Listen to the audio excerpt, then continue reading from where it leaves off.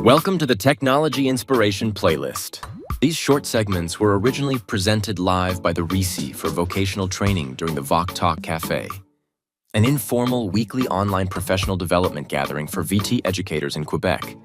Each video explores a pedagogical strategy enhanced by a digital tool, offering practical ideas that can be applied across various programs. In just a few minutes, these insights aim to inspire creativity and support innovative teaching practices. I'm in the middle of a series that I called, as you see on screen, one AI bite at the time, because I realized that many of us have good reasons not to use generative AI, either because we're intimidated of starting before this monster that we hear about all in the news all the time. And when we try the first times, we get results that are too large or too complex for what we need. And we don't really have time to play with it and experiment and become familiar with the different aspects of it. So and the instructions that we're getting from the powers that be are not always clear about, like, can we use it or not. So it's a bit of a touchy situation that many vocational training educators are making them hesitant about to use it.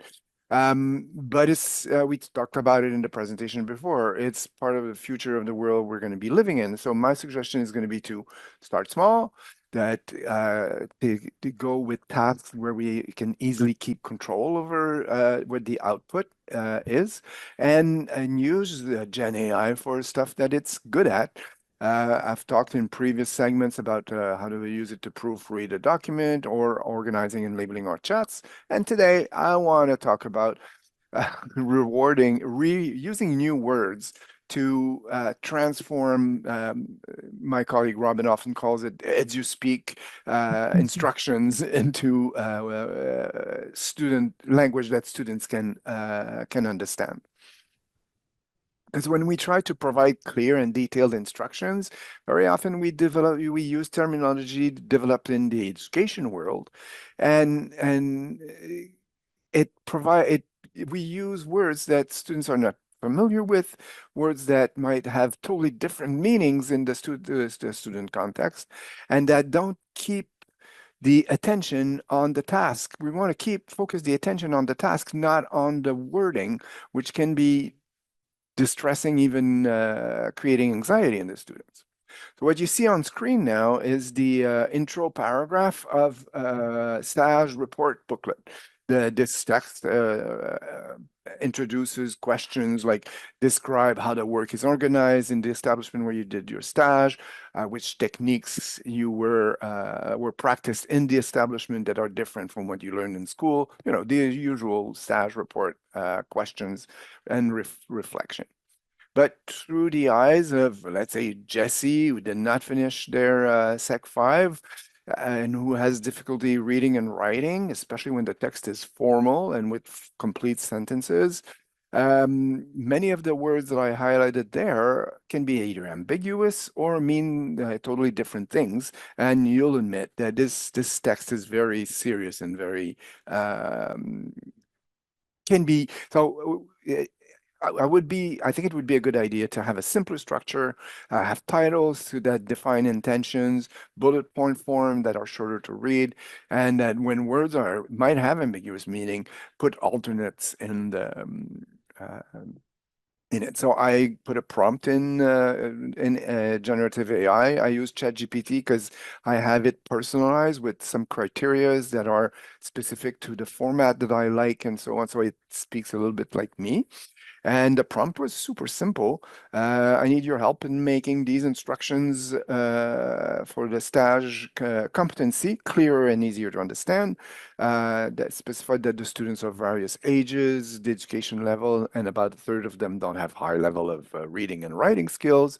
And I wanted the AI to propose 3 or 4 variation in tones. And here's what I got. The first one, I didn't ask for specific tones. One could, but the 4 tones that ChatGPT suggested, the first one is supportive and encouraging. And you see it uses words like, this is a chance, and take all your time, and so on. But it's divided in bullet point form, and the titles announce what's coming up next.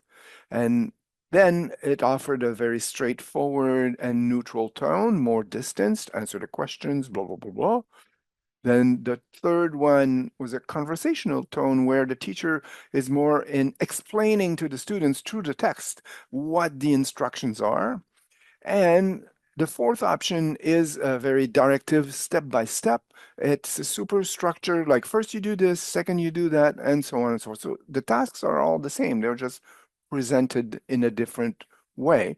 And then it's time for the educator to put their thinking cap on and reflect if there's one that's better than the other, depending on the context. If you want to define a new tone and make a new request, or mix them up and use the parts that you like in one presentation or the other. So that's, as I said at the beginning, generative AI, large language models are excellent at handling language. That's what they're built on. So using them to improve the language that we use can be something that is going to be fruitful. And of course, we get the control over the finished result that we actually share with the students. Two things I want to mention before the end of this segment. To get good results in artificial intelligence, you need good prompts. So you want to include examples, give context, specify the objective. I'll share in the chat a link to a document by Google that we share often that's called parts, and which is the anagram for the components to include in a good prompt that I refer to often. And we want to make sure to mention, I want to make sure that to mention the usual generative AI responsible usage responsibilities.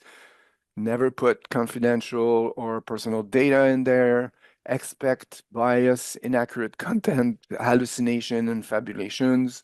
Remember that those products are owned by private companies that are in it for the profit of their shareholders, not the good of humanity. Be mindful of sustainability and environmental issues. Like we want to have some digital sobriety and you not use it all the time. Remember the limit that generative AI is not really intelligent. It's just a language model, so it's not creative. And most importantly, pay attention to your board's Gen AI policies, restrictions, licenses, and stuff like that. You don't want to infringe on your contractual obligations.